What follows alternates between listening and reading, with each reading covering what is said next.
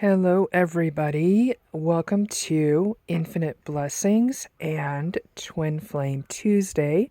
As promised, today has been a super crazy, fun, wild, miraculous day. So I had planned on getting this reading out to you guys earlier, but better late than never, which seems to be the theme with our twin flames right now.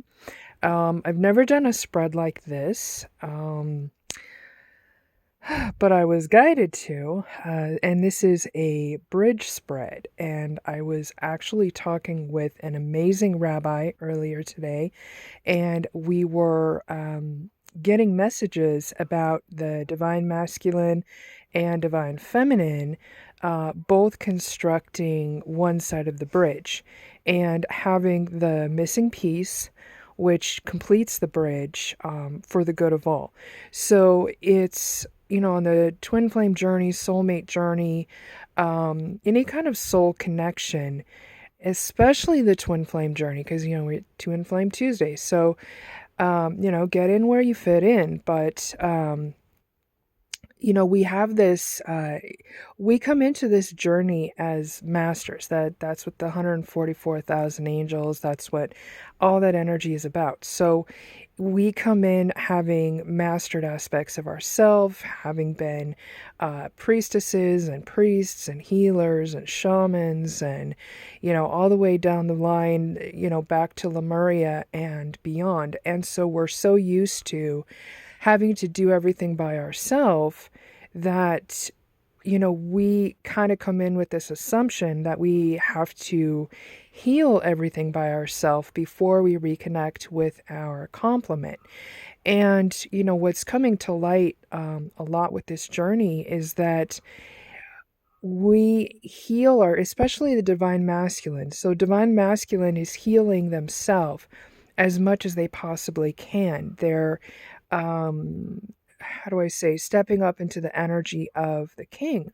But in order for the divine masculine to ascend to the level of emperor, it has to do with, I want to say, surrender, but also working with the empress.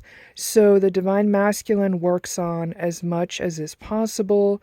And once they reconnect with their empress, that's when they both place that last piece, that missing piece, in the bridge that not only makes everything make sense for them, but helps them to step up and be of service to humanity even more.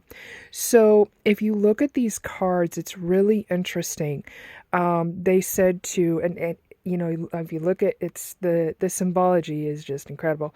They said to put the divine feminine on the left hand side, put the divine masculine on the right hand side, and the bridge between them. So a lot of you are reaching out to me through private readings, feeling bummed that your Vday didn't include a physical message or flowers or what have you from your complement.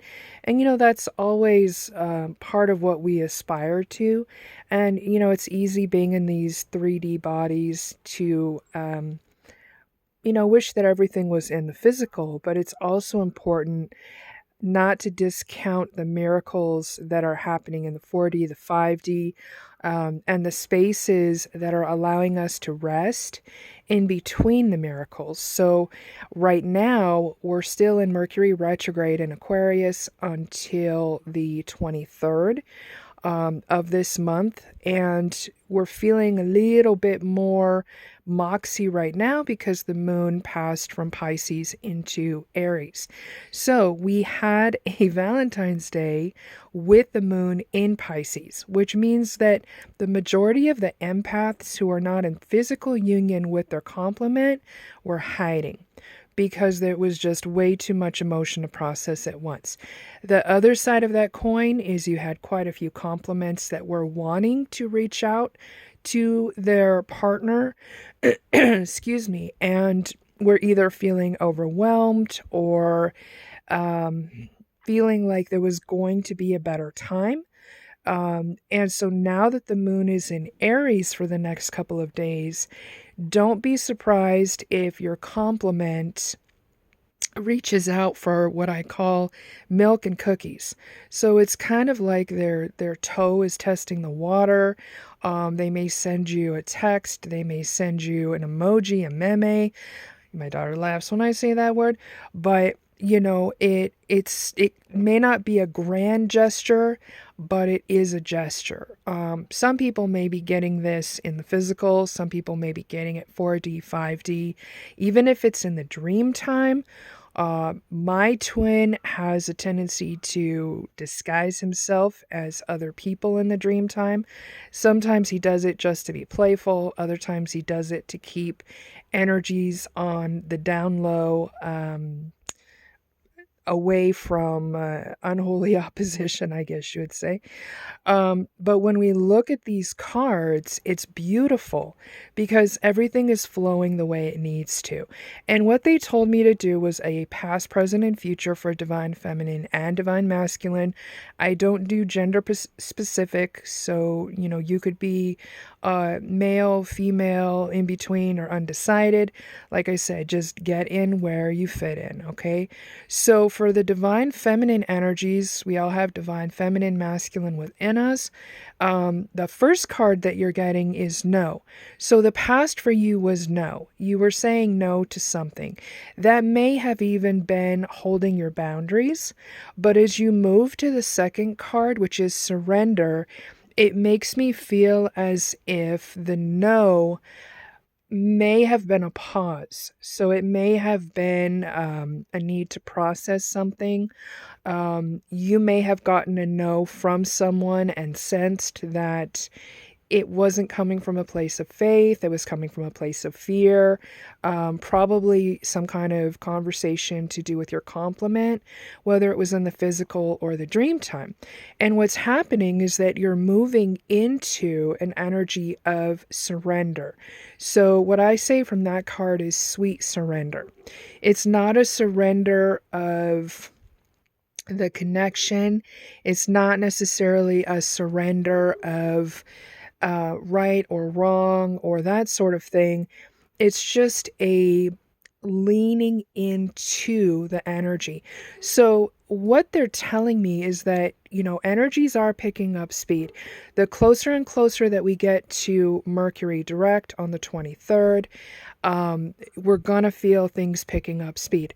Now, if you guys know anything about horses, when a horse is running at full speed and it gets ready to turn, it leans into the turn so that it doesn't blow out, is what they're calling. Like, it doesn't skid out of the turn. It doesn't crash and burn.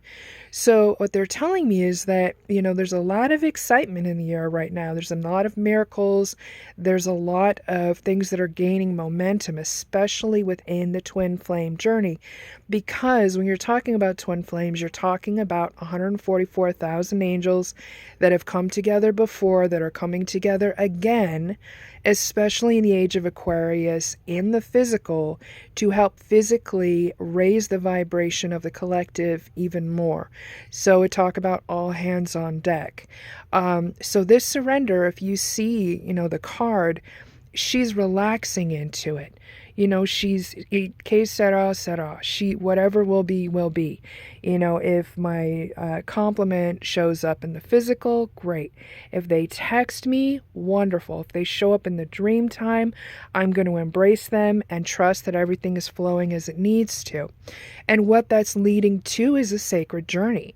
Now, what's funny is if you look at that classic car right there, it's red, which is the color associated with Aries. So this Aries moon could very well bring an unexpected visit or connection with your complement, because you've got that car there. It's a physical vehicle. And a vehicle could also be someone passing a message, etc. But red is the color of passion. In the native way, it's also the red road. So it's things coming naturally for the good of Mother Earth and all her children. In Eastern mysticism, red stands for joy.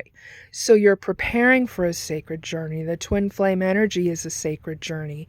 The top is down, so it's the wind in your hair and just allowing things to naturally unfold. Now, in the divine masculine energy, you've got yes. So divine feminine is saying no, divine masculine is saying yes in the past, okay? So divine masculine may feel like they rushed into something a little too bit. They may feel like they said yes when they wanted to kind of take their time. What that's doing is it's guiding them into solitude. So they're really looking at their life. They're looking at their connection with their complement. They're connecting with their ancestors. They're doing exactly what they need to in order to make that shift from the king to the emperor.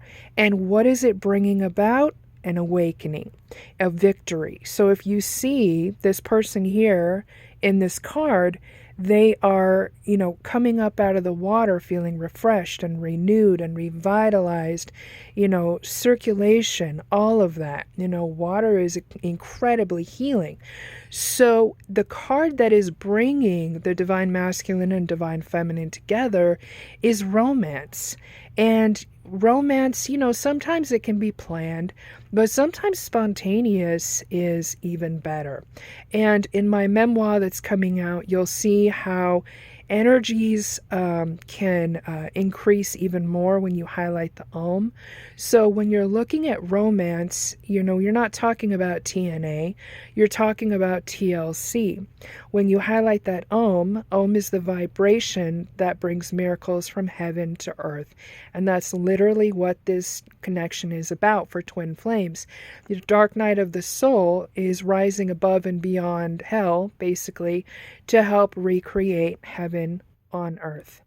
And all roads lead home, all roads lead to love. True power moves in a circle.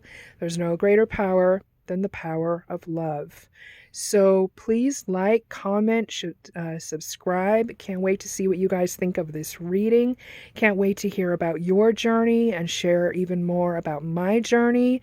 Thank you all for your generous donations that are helping my daughter and I get our ranch up north where we're going to be fostering, etc. Do you have any questions? I do personal readings.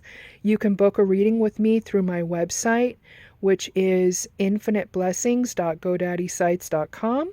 And I will be holding you and your complement in my prayers. I've been on this journey for a long time, and the journey is not always easy, but it's always blessed, and you will always be brought everything you need for the next step, the next victory, exactly when you need it. So if you have any questions, I'm here, and until our next Twin Flame Tuesday, enjoy.